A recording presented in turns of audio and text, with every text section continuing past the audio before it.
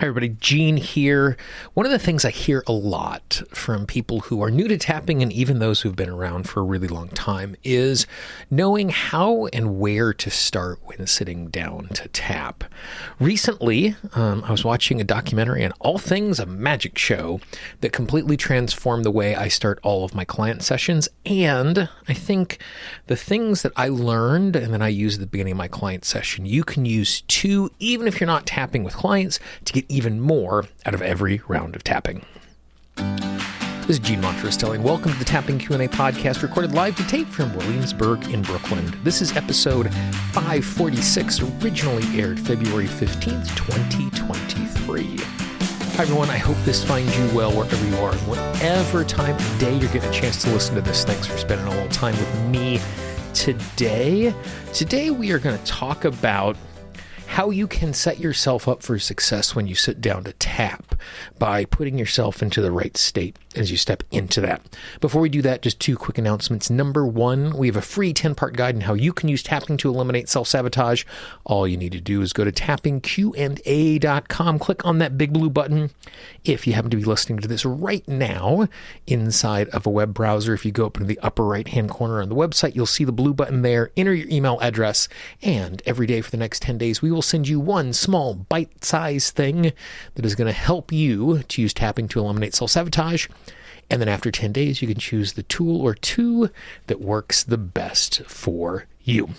Secondly, big shout out to all the supporters of the Tapping Q&A podcast. These people receive some bonus content for their support, but what they're doing is they voluntarily help the podcast to exist so that you can consume these amazing contents. If you would like to support the podcast and receive some awesome free gifts, all you need to do is go to tappingqa.com/support. And once again, thank you to all of our amazing supporters. You may or may not know this about me, but I have always loved magic. I learned my first couple of card tricks when I was 9 or 10 years old. I can still remember being a freshman in high school, sitting across the drafting tables in my drafting class from my friend Ed, as he did what I thought was the first real card trick a friend of mine did. And on and off, over the course of my adult life, I've kind of dipped back in and out of magic. And the main reason is I just love people being entertained. It's not even a, hey, look at me type thing, but I can remember Ed doing that trick for me. And it's still a trick that I do. If you ever meet me in the real world and you want to see this card trick, ask me. I will definitely show it to you.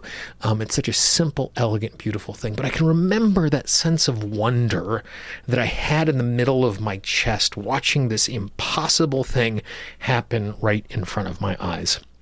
And so over the course of the last couple of years, I have really re-engaged with magic again. Part of it at the beginning of the pandemic was something to fill my times in the evening. And as I've done that, and as I dove in deeper and deeper and read books and watched videos and spent hours and hours with cards in my hand, it's just really rekindled my love for magic.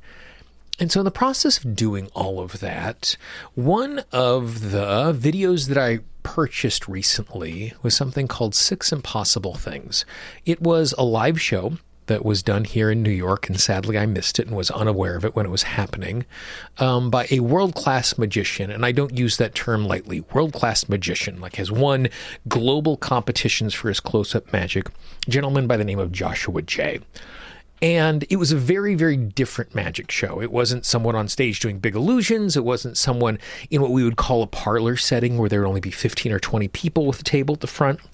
It was actually an immersive experience where you moved through a number of rooms and each room's had props inside of it.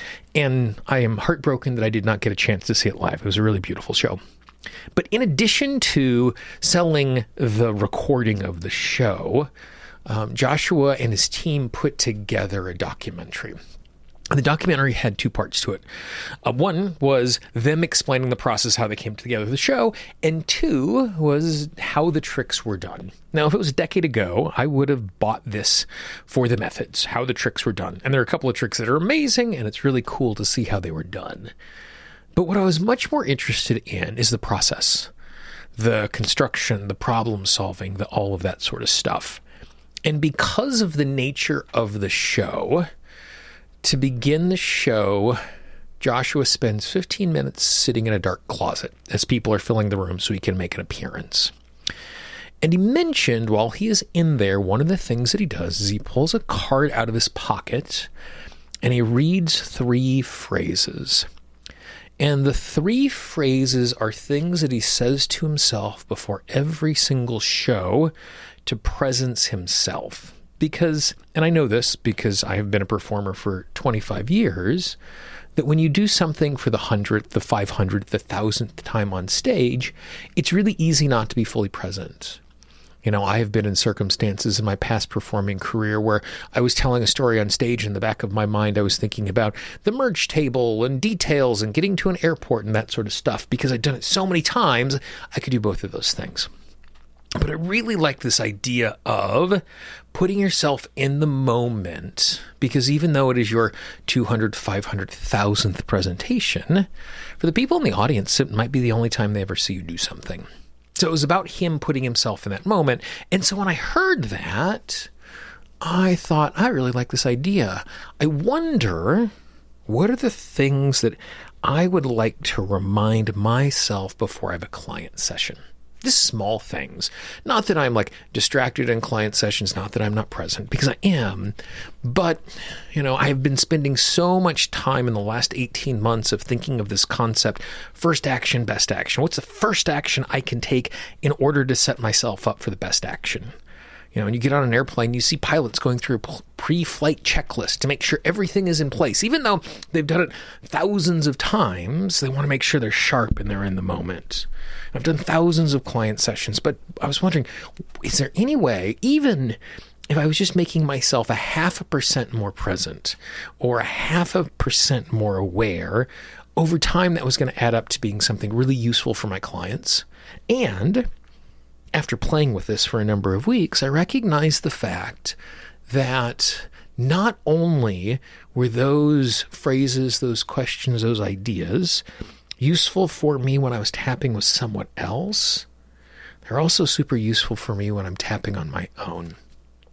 And so what I'd like to share with you today are the 4 ideas for the last couple of weeks I've been reminding myself of before every single client session, what they mean to me, and then give you permission to use these 4, or maybe spark a little something inside of you where you recognize, ooh, if I think this thought before I begin, it's going to make it a little easier for me.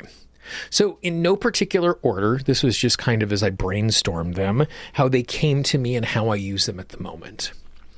So the first one is be in this moment. And it's a silly thing, but it's so easy for us to be stretched multiple places.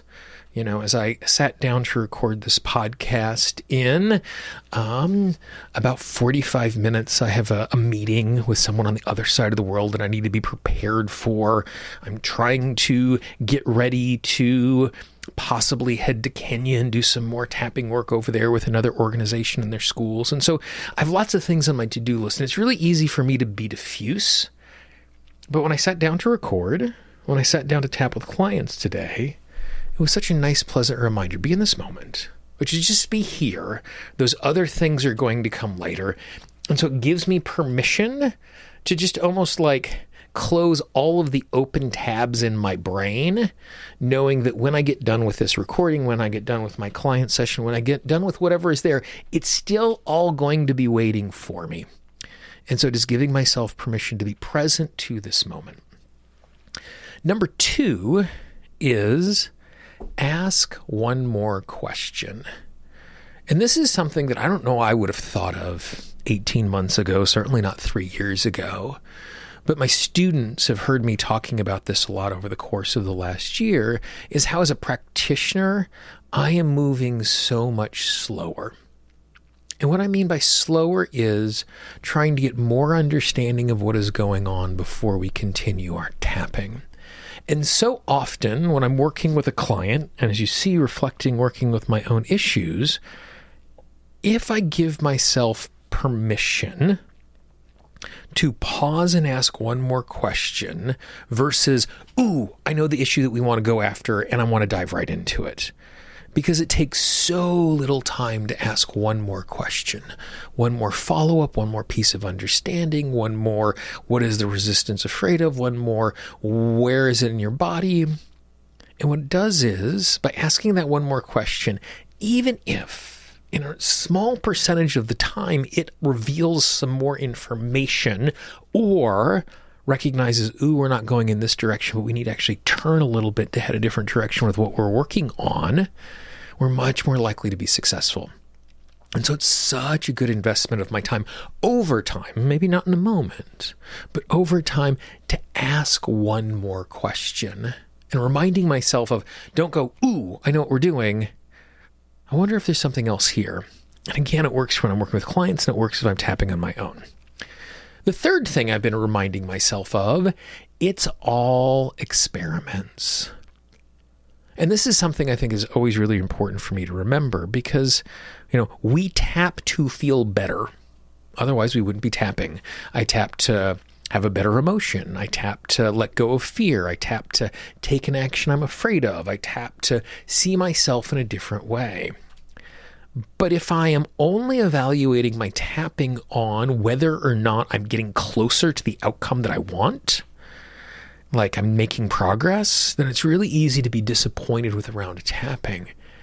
But the reality is there are 3 responses to every round of tapping that we do. One response is, I feel better. Either the negative feeling is going away, a positive feeling is coming in, or both of those things. That's good. We're heading in the right direction. The second outcome is I can tap on something and I can actually feel worse. And on the surface, that seems bad. But in reality, that's good in most cases, assuming we're not re-traumatizing ourselves and diving into something. But if the emotion is intensifying as I am tapping, it's telling me I'm heading in the right direction. Because the more I think about it, the more I'm aware of what's going on. It's much like if my knee is hurting and I'm navigating my day. And I sit down at the end of the day, and because my knee is injured, when I sit down, it starts to throb. Sitting down at the end of the day is not the thing that made my knee throb. Instead, because I'm giving it attention versus the tasks that are in front of me, then it puts me into a position where I'm giving it more attention. Therefore, I recognize the pain. So when I do a round of tapping and the intensity goes up, that's a good thing because I'm heading in a direction that is useful. The third response we can have to a round of tapping is nothing changes at all. And again, that doesn't seem like the best possible outcome, but what it's telling me is that my approach is not precise enough. My direction is not in the right direction. I need to ask one more question or 4 more questions to figure out what's actually going on. And so when I approach each client session, when I approach each round of tapping as an experiment, then what that does is it helps me to not feel bad about not having the desired outcome I want in this particular moment. Because it helps me to be present to what's going on. Which leads me directly into number 4. This is a transformational process, not a transformational moment. And I see those two going hand in hand. It's all an experiment, and this is a transformational process, not a transformational moment. Recognizing the fact that I am always in process. I am always healing. And sometimes it's happening in conscious ways, and sometimes it's happening in sub and unconscious ways in the background. But when I recognize that, it takes the pressure off of having to get there right now.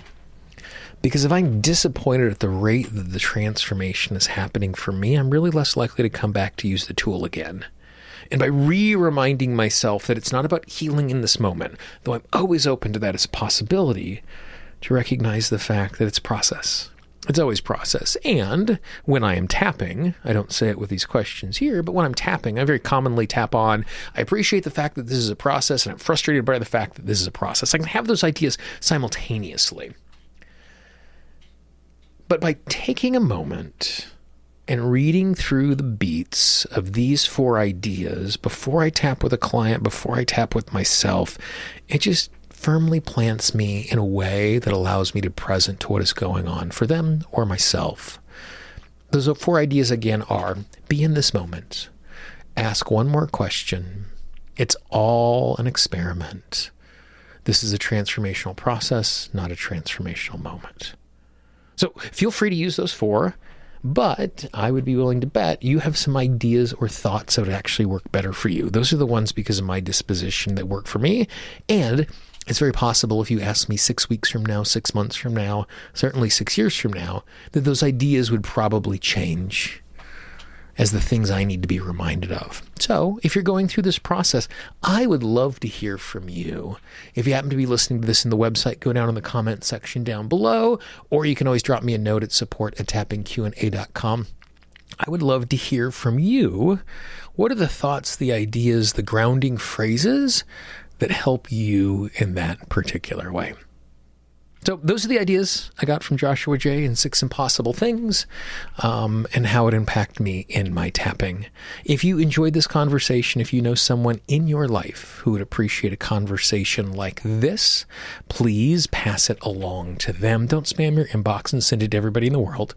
But you might know 1 or 2 people who'd really appreciate this today.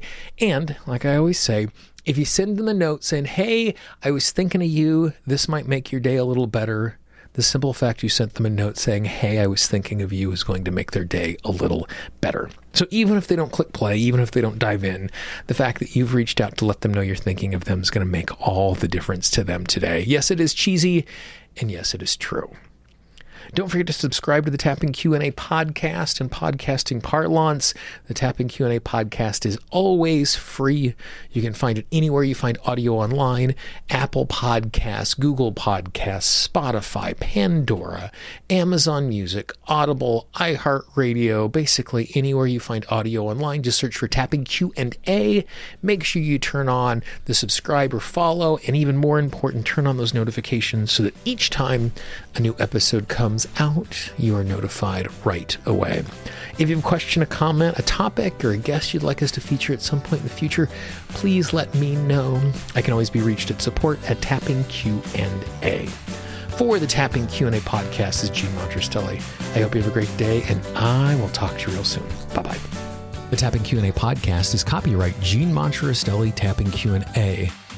All views expressed by guests are those of the guests and not necessarily of Gene Monterastelli and Tapping Q&A.